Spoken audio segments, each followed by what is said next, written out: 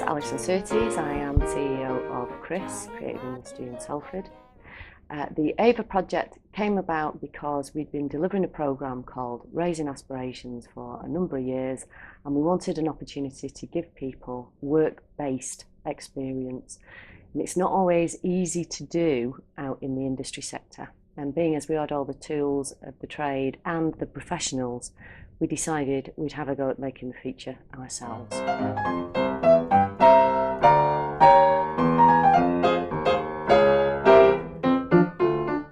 Today what we're doing with Chris is I've been commissioned to facilitate and guide and nurture 4 writers within the Salford area to all work and rewrite on the second draft of a feature film titled Ava. The process is to guide them and take them through characterisation, structure, visual motivation, and generally to enhance the material that we have existingly, with the view to it being put into production in February-March of 2012. This is session 6 today, and we've got another 4 sessions to do, and by the end of January, early February, we're hoping to actually have a fully completed second draft version of the script. I've been pleasantly surprised with 1, their attitudes, 2, their hunger, and 3, their kind of receptive openness. They've been very, very willing to listen and learn and take on board comments, but what I've also tried to encourage is that they bring their own individuality to the project with regards to their own voice, their own experiences and their own imagination. Yeah, I'm not happy with Coca-Cola, so I'll give it Dandelion Burdock. Okay, the cheap version. Yeah. So what's impressed me is the attention to detail, to be honest with you. But however, with that said, Alison and Steph brought me on to obviously help guide, and that was within the first 2 sessions was basically where we were wanting to go in terms of how focused we needed to be in order to enhance it. And that's the attention to detail, and they've all applied it superbly, to be honest with you. I think going to those writing workshops, it was like a lot of things will come out if you just allow yourself to just write and write and write, then some good stuff will come out of it. So I suppose it taught me about having faith in my own ability, really. Off the top of my head, one of the things I was most proud of was probably the character of Sue, which is played by Julie.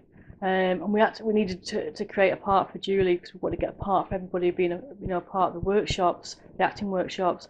And so I came up with this idea of Kim's best mate, and she became almost like a sounding board for the way Kim was feeling, because Kim's quite a brashy character. We didn't want her to be just brashy, and that was 2-dimensional. We wanted some depth to her, and so that was almost like she was almost like a vehicle for Kim to portray herself being quite vulnerable within that marriage and within that situation.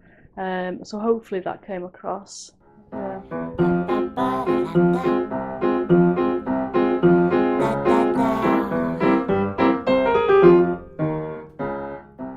One of the first things that the production team had to do was to source actors for the film. We prepared a press release and released it to several casting agencies around the Northwest. We basically used the casting agents to find some professional actors who could work alongside our core group of actors who came from the original meeting at the Salford Arts Theatre. We had 6 or 7 amateur actors who were interested in taking part in the film, and they took part in workshops held by Stella Grundy. So I've come in directly to bring the actors on to hopefully improve the confidence in themselves, and therefore they're going to look better in front of camera because of that. I've also been involved with writing before, so this time I'm not involved with the script, but I will be feeding in, and obviously as we've got a script that will feed into the workshops as well, so it should actually work very smoothly. From the applications we got 6 or 7 people for each role we had advertised. One of the interesting things was that although we didn't release much information about the character of Dot, we basically sent out a small part of the script and a brief summary of her character. The majority of actresses who came to audition for Dot portrayed Dot as a real sort of Salford matriarch, bit of a battle axe, loud, a bit abrasive, and a bit of a bruiser really. The only one that really came in and played Dot, how I personally viewed it, was Denise Kennedy, who basically came in and played Dot as a normal next door neighbour type woman, quiet spoken, but able to voice her opinion. And you could imagine the character of the Gran actually having a friend like the character Denise played. Yeah. I think the casting decisions we made ultimately were the right choices. The professional actors all played their parts beautifully, as you would expect. However, I do feel that the amateur actors held their own within the scenes, and all of them brought something unique to the characters they were playing. For example, Margaret Mary Carroll played Ida as a older but glamorous lady who was very feisty and was not afraid at all to speak her mind, and she brought a real spirit to that character. Oh, I know what they said. They said it was going to be Ida. I went looking at the script, running through it, seeing what it was, the character, which was a totally different person to Dot, a totally different person. She was much more glamorous. She was a bit more feisty. Dot was very dowdy, church going, didn't really... I don't think I'm being insulting, but she didn't really live. Whereas Ida was very feisty, went out, touched herself up, never had makeup, groomed herself. So it was a totally different part. If I was on stage, I would have carried that off really well. But doing it on film and having such short notice and learning these short little lines, different, totally different kind of a character. I managed it.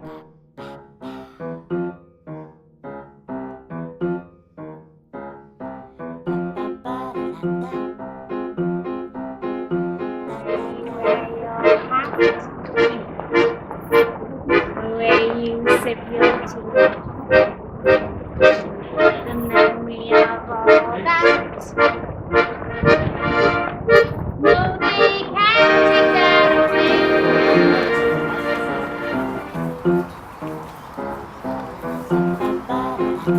I'm doing film, you know.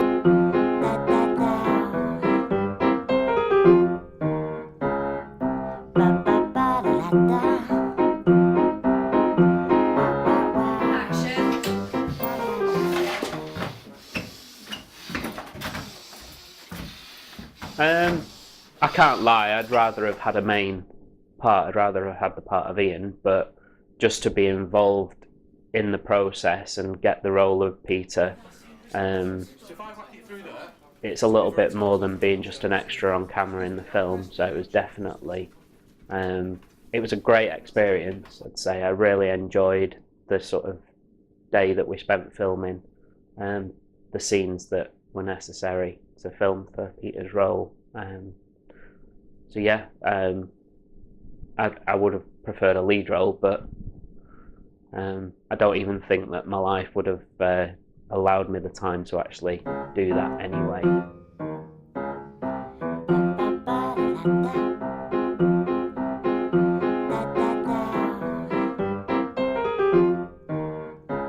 Some of the things I did was locations, looking at locations and going out scouting for suitable locations. That was good fun, especially trying to find shops which were a bit amenable to us. And it was amazing how many people were quite suspicious of what our motivations were. I think they thought we were CID at one point, me and Mike went in. So yeah, that was quite interesting. Props, looking for props, you know, making prop lists of what would be fitting and what wasn't fitting for the actual genre.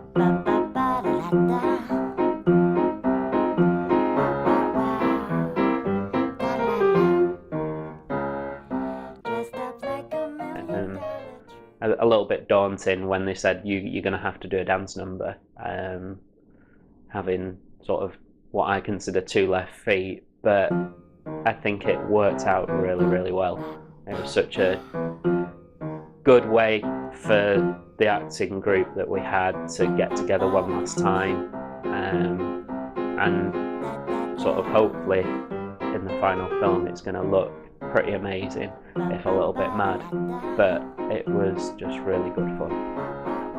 Yeah, the dance numbers meant that we had to attend some workshops to help sort of put this dance sequence together, which, well, it was good fun. I mean, we met up again as a sort of acting troupe, but we also got to meet some more people from the dance troupe. It was a little bit, I guess, nerve-wracking, kind of, but once you get over that initial sort of embarrassment, I suppose, of wearing pink pyjamas, I think, with sheep on, that everybody was in it together, and it was just, from start to finish, it was been a really good experience.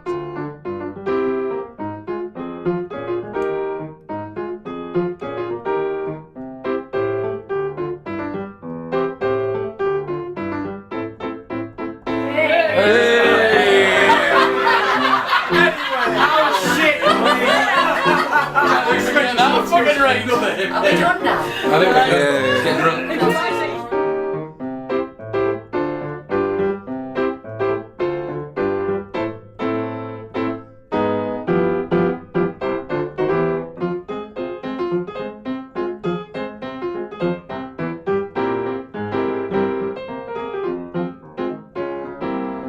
you're blue and you don't